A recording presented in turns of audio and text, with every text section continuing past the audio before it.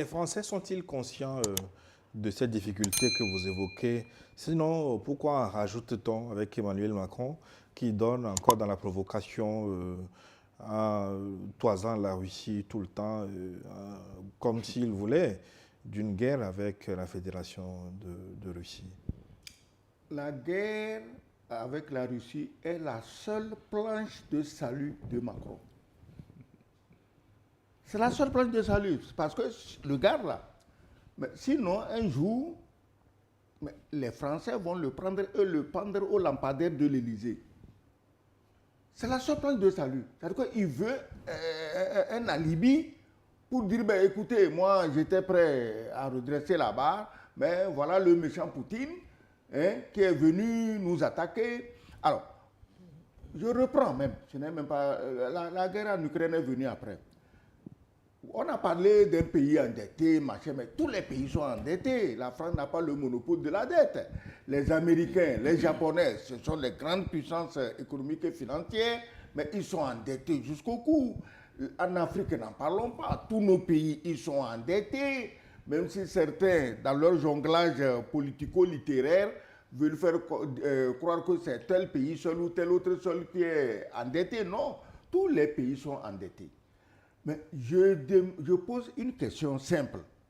Comment un pays comme la France, qui a sous son commandement, je pèse le mot, qui a sous son commandement 14 pays africains richissimes en sol et en sous-sol, où il se sert gratuitement depuis plus de 60 ans, peut s'endetter comme un autre pays européen qui n'a plus de colonies, comme un Japon qui n'a pas de colonie, comme un États-Unis qui n'a pas de colonie. Où va l'argent des 14 pays africains que la France suce, dont la France suce le sang depuis plus de 60 ans? Ça va où? Café, cacao, on prend cadeau. L'uranium, le pétrole, on prend cadeau. Le bois, les phosphates, on prend cadeau. Quand je dis on prend cadeau, pourquoi je dis on prend cadeau? Mais la France nous achète tous ses biens avec quoi? Avec le franc CFA. Il a juste créé une imprimerie quelque part dans la brousse et on imprime, on vous donne.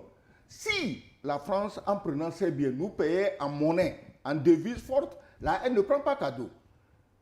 Est-ce que tu me comprends? Donc, nous, on te donne notre phosphate, on te donne notre uranium, on te donne que tu vends en devise, et puis tu donnes l'ordre au directeur d'une imprimerie dans la brousse quelque part. Écoute, imprime-moi tel nombre de milliards, on va donner aux petits singes qui grimpent sur les arbres en Afrique centrale. Ah, tel autre pour le gars qui est assis là-bas, il produit du cacao là. Bon, imprime seulement. Les fonctionnaires de la BCA ne seront pas d'accord avec vous parce qu'ils diront qu'ils contrôlent les impressions de billets. Les fonctionnaires de qui? De la BCAO. Ne me laisse pas dire des méchancetés contre ces pauvres types-là. Eux aussi, ils sont comme toi et moi, c'est des fonctionnaires, ils veulent manger. On les paye bien d'ailleurs. Si tu me trouves aujourd'hui un poste à la BCAO, malgré tout ce que je dis, je vais aller. Parce que je sais que, bon, je vais devenir plus rondouillard que ça. Hein? Tu comprends, non? Donc, la France a tous ces avantages-là. Mais malgré ça, elle s'appauvrit. Ces oligarques, on leur donne gratuitement nos ports, on leur donne gratuitement nos aéroports. C'est-à-dire que tout leur est donné gratuitement. Ben, c'est le gratuit là que je ne comprends pas. Oui. Parce que quand vous parlez de la concession des ports, oui. Ben, Bolloré paye. Il paye en quoi? En CFA. Est-ce que tu comprends ce que je dis? Si le CFA, si Bolloré nous payait en euros, en dollars, en yens, en renminbi, ok. Mais qui contrôle le CFA? C'est la France. Si l'imprimerie qui fabrique l'euro était l'imprimerie qui fabrique le CFA, parce qu'on nous dit qu'on a arrimé le CFA à l'euro pour une question de convertibilité, ok, ça marcherait encore. Mais la France, est-ce que tu crois que la France rend compte à von der Leyen à Bruxelles ou à Merz à Berlin de la quantité de CFA qu'elle fabrique? Non! Aucun chef d'État africain ne connaît la quantité de CFA qu'on fabrique là-bas. Le CFA lui coûte quoi? Le papier d'impression, un peu d'encre, un peu de courant, et puis bon, on fabrique le CFA. Donc, tout leur est donné gratuitement. Bolloré paye les ports, je suis d'accord, mais en CFA. Aucun pays noir n'a jamais... Et puis, le pire, quand tu vends, et ce n'est pas à la France que tu vends ailleurs, l'argent de ce tailleur va à la Banque de France, ça ne vient pas chez toi. Mais est-ce que les Africains, écoutez, soyez sérieux, vous avez besoin de quoi pour comprendre l'arnaque, la supercherie, le vol, la crapulerie, la dénégation des droits de l'homme, la dénégation de la démocratie? Vous avez besoin de quoi pour comprendre ça? Les seuls qui ont compris, c'est les 3 amis du Sahel. Ils se sont dit, mais écoutez, même si c'est au prix de notre vie, on ne peut pas accepter cette supercherie. On ne peut pas accepter ça. Nous sommes quand même des humains. Donc, si la France avait fait de nos pays de véritables partenaires, économiquement parlant, la France serait le pays le plus puissant en Europe. Ça ne serait pas l'Allemagne. Parce que quand tu as 14 pays aussi vastes, aussi riches, mais je ne vois pas en Europe qui peut te faire un challenge. Mais c'est l'Allemagne. Il disait qu'on a pris le Deutsche Mark comme référence. Parce que l'Allemagne a une économie puissante, une monnaie puissante. Pourquoi les Allemands ont une économie puissante, une monnaie puissante? Parce que les Allemands acceptent de travailler dur, n'ayant pas d'esclaves à exploiter, ni en Afrique, ni en Calédonie, ni dans les Caraïbes. Les Allemands se sont mis au travail. C'est ça le problème, c'est ça la différence. Il n'y a pas de miracle en Allemagne à part le travail. Arbeit, Arbeit, Arbeit. Yeah. Alors, donc, et comme il a dit, comme toute cette pagaille ne suffit pas, on veut faire le chef de guerre. Mais écoutez, on l'a déjà dit ici la dernière fois, hein, pourquoi le général Schill, le chef d'état-major de l'armée de terre, a attiré sa révérence? On lui a dit, bah, écoute, continue avec ta pagaille, nous on n'est pas dedans. Pourquoi Burkhardt, le général Burkhardt, le chef d'état-major, était parti? La guerre. Bah, Macron sait. Il sait très bien que militairement, si on le laisse face à la Russie, il ne tient pas une semaine. Il le sait.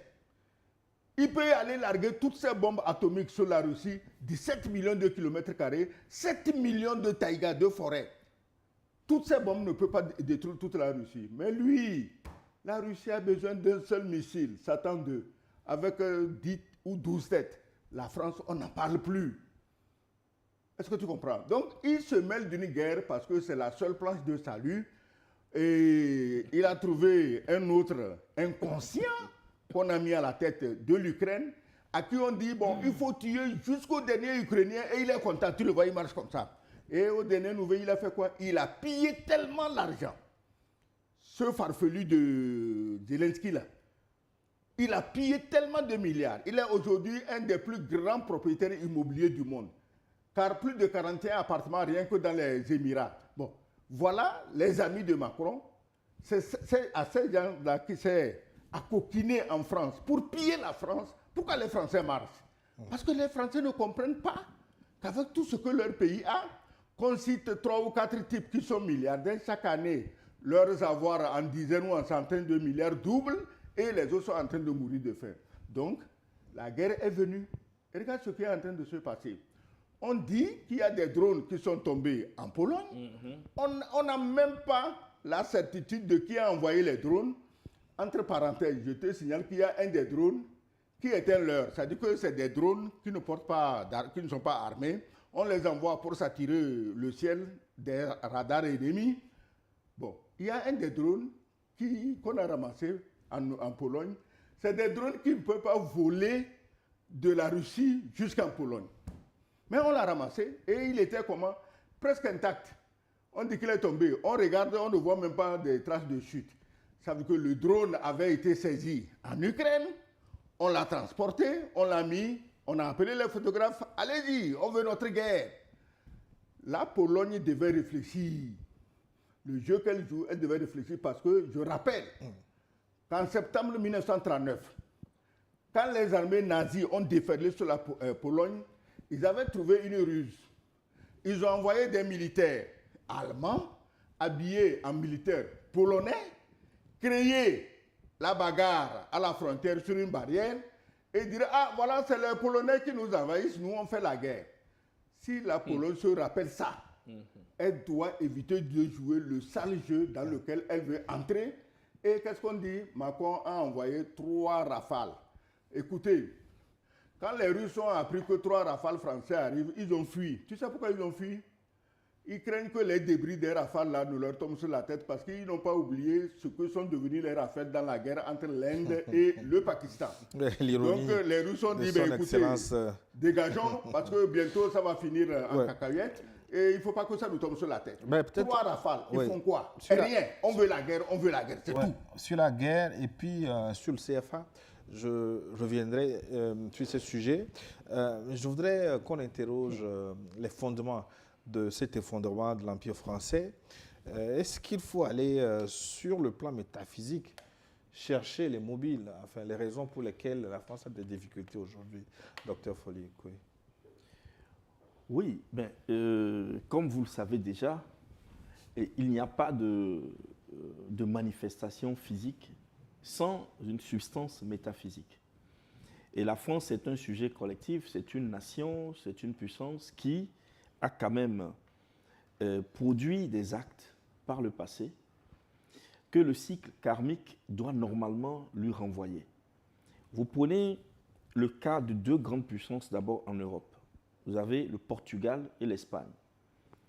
Ces 2 grandes puissances ont hérité de la conquête vers le sud et vers l'Amérique au traité de Tordesillas.